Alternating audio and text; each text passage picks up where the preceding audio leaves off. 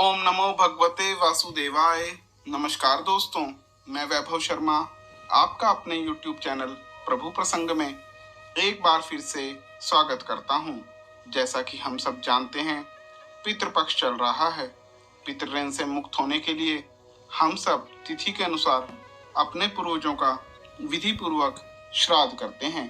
कभी विचार करें, हमारे ऋषि मुनि जानते थे मनुष्य शरीर यानी कि अपने उद्धार का एक और मौका, जो हमें अपने पूर्वजों और माता पिता के कारण ही प्राप्त हुआ है। कहते हैं, जब कोई भी मनुष्य जन्म लेता है तो उस पर पैदा होते ही 3 ऋण लग जाते हैं: मातृ ऋण, पितृ ऋण और दैव ऋण। मातृ ऋण वो ऋण होता है जिसे मनुष्य कभी अपने जीवन में नहीं उतार सकता। देव ऋण उतारने के लिए मनुष्य धर्म, पूजा, यज्ञ करके देव ऋण से मुक्त हो सकता है। पितृ ऋण से मुक्त होने के लिए मनुष्य को ग्रस्त जीवन में धर्म पूर्वक संतान उत्पत्ति का उपाय बताया गया है तथा श्राद्ध पक्ष में तिथि अनुसार तर्पण करने का उपाय बताया गया है। जैसा कि हम सब जानते हैं, एक तिथि में कई नक्षत्र गुजरते हैं। कभी कभी एक तिथि एक से अधिक नक्षत्र समय अनुसार आते हैं। पितृपक्ष में आप अपने पूर्वजों की तिथि पर श्राद्ध तर्पण करते समय किस नक्षत्र में करने से क्या लाभ होता है, यह मैं बताने का प्रयास करता हूँ। जैसे कि कृत्तिका नक्षत्र में श्राद्ध करने पर मनुष्य को स्वर्ग प्राप्ति होती है। रोहिणी नक्षत्र में श्राद्ध करने से संतान प्राप्ति तथा मृगशिरा नक्षत्र में श्राद्ध करने से ब्रह्म तेज की प्राप्ति होती है।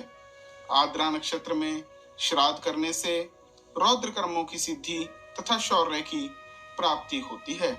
पुनर्वसु नक्षत्र में श्राद्ध करने से भूमि तथा पुष्य नक्षत्र में श्राद्ध करने से लक्ष्मी की प्राप्ति होती है। आश्लेषा नक्षत्र में श्राद्ध करने से कामना पूर्ति तथा मघा नक्षत्र में श्राद्ध करने से सौभाग्य की प्राप्ति होती है। इसी प्रकार उत्तरा फाल्गुनी नक्षत्र में श्राद्ध करने से धन की प्राप्ति होती है तथा पूर्वा फाल्गुनी नक्षत्र में श्राद्ध करने से पाप का नाश होता है। हस्त नक्षत्र में श्राद्ध करने से अपनी जाति में श्रेष्ठता प्राप्त होती है तथा चित्रा नक्षत्र में श्राद्ध करने से पुत्रों की प्राप्ति होती है। स्वाति नक्षत्र में श्राद्ध करने से व्यापार की सिद्धि प्राप्त होती है तथा विशाखा नक्षत्र में श्राद्ध करने से स्वर्ण की प्राप्ति होती है। अनुराधा नक्षत्र में श्राद्ध करने से बहुत से मित्रों की प्राप्ति होती है तथा ज्येष्ठा नक्षत्र में श्राद्ध करने से राज्य की प्राप्ति होती है। मूल नक्षत्र में श्राद्ध कर्म करने से कृषि की और पूर्वाषाढ़ा नक्षत्र में श्राद्ध कर्म करने से समुद्र तक की सफल यात्रा की प्राप्ति होती है। उत्तराषाढ़ा में श्राद्ध कर्म करने से सभी कामनाओं की सिद्धि प्राप्त होती है तथा श्रवण नक्षत्र में श्राद्ध करने से श्रेष्ठता प्राप्त होती है। धनिष्ठा में सभी कामनाओं तथा शतभिषा नक्षत्र में श्राद्ध करने से परम बल की प्राप्ति होती है। पूर्व भाद्रपद नक्षत्र में श्राद्ध कर्म करने से सोने चांदी तथा भिन्न भिन्न धातुओं की प्राप्ति होती है। उत्तरा भाद्रपद नक्षत्र में श्राद्ध करने से ग्रह प्राप्ति होती है। रोहिणी नक्षत्र में श्राद्ध कर्म करने से बहुत सी गौओं की प्राप्ति होती है तथा अश्विनी नक्षत्र में श्राद्ध करने से घोड़ों की प्राप्ति होती है। भरणी नक्षत्र में यदि श्राद्ध किया जाता है तो आयु की प्राप्ति होती है। चलिए अब यह जानने का प्रयास करते हैं कि किस तिथि को श्राद्ध करने से पितरों द्वारा आशीर्वाद के साथ साथ क्या प्राप्त होता है। प्रतिपदा तिथि को श्राद्ध करने से शुभ पुत्र प्राप्त होते हैं। द्वितीया तिथि को श्राद्ध करने से कन्या तथा तृतीया में वंदीजनों की प्राप्ति होती है। चतुर्थी तिथि को श्राद्ध करने से पशुधन प्राप्त होता है। पंचमी तिथि को श्राद्ध करने से सुंदर पुत्रों की प्राप्ति होती है। षष्ठी को श्राद्ध करने से द्युत में विजय प्राप्त होती है। सप्तमी में श्राद्ध करने से कृषि की प्राप्ति होती है। अष्टमी तिथि को श्राद्ध करने से वाणिज्य में लाभ प्राप्ति होती है। नवमी तथा दशमी तिथि को श्राद्ध करने से पशुधन में वृद्धि प्राप्त होती है। एकादशी का श्राद्ध करने से रजत पदार्थ की प्राप्ति तथा ब्रह्मवर्चस्वी पुत्रों की प्राप्ति होती है। द्वादशी को श्राद्ध करने से स्वर्ण चांदी की प्राप्ति होती है।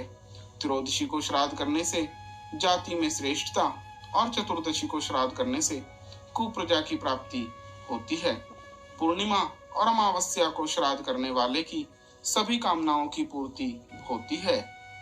पितृपक्ष में श्राद्ध के दिन हमें कुछ बातों का ध्यान अवश्य रखना चाहिए। श्राद्ध के दिन तर्पण से पहले दाढ़ी ना बनाएं, बालों को साबुन से ना धोएं, कोई सिलाई का काम तथा सूत काटने का काम भी ना करें। श्राद्ध में पिपली, सुपारी, मसूर, लौकी, बैंगन का उपयोग ना करें। श्राद्ध के दिन खीर बनाने के लिए भैंस के दूध का प्रयोग ना करें। पालक का प्रयोग भी श्राद्ध के भोजन में ना करें। श्राद्ध के दिन बालों में तेल ना लगाएं। मांसाहारी भोजन तथा शराब का प्रयोग ना करें। मन और शरीर से शुद्धि रखने का प्रयास करें। श्राद्ध सूर्योदय से पूर्व तथा सूर्यास्त के बाद ना करें। अब जानते हैं कि किन वस्तुओं का श्राद्ध में अवश्य प्रयोग करें। जैसे गाय, कौवा और कुत्ते की रोटी अवश्य निकालें। जौ, जल, तिल, फल इत्यादि का प्रयोग श्राद्ध में जरूर करें। यदि हो सके तो सिंघाड़ा भी फल स्वरूप ब्राह्मण को अवश्य दें। श्राद्ध से पूर्व उस भूमि को अवश्य शुद्ध करें। एक दिन पहले ही ब्राह्मण को नम्र भाव से निमंत्रण देना चाहिए कि कल हमारे यहाँ श्राद्ध होगा, हे ब्राह्मण आप कृपा कर पधारें। यदि ऐसा असंभव हो तो उसी दिन ब्राह्मण को निमंत्रण दें। मन के समान शीघ्र गति वाले पितृ जब यह सुन लेते हैं कि श्राद्ध काल उपस्थित है, तब वे श्राद्धकर्ता के यहाँ एकत्र हो जाते हैं। अंतरिक्ष में विचरण करने वाले पितृ वायु रूप से स्थित रहते हैं। वे ब्राह्मणों के साथ भोजन करते हैं तथा भोजन करके परम गति को प्राप्त करते हैं। श्राद्ध के समय आने पर ब्राह्मण को संयमी तथा ब्रह्मचार्य परायण होकर रहना चाहिए। आशा करता हूँ पितृपक्ष संबंधित विचार करने योग्य बातें आपको अवश्य पसंद आई होंगी।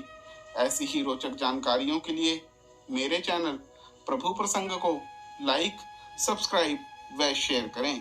जय श्री कृष्ण।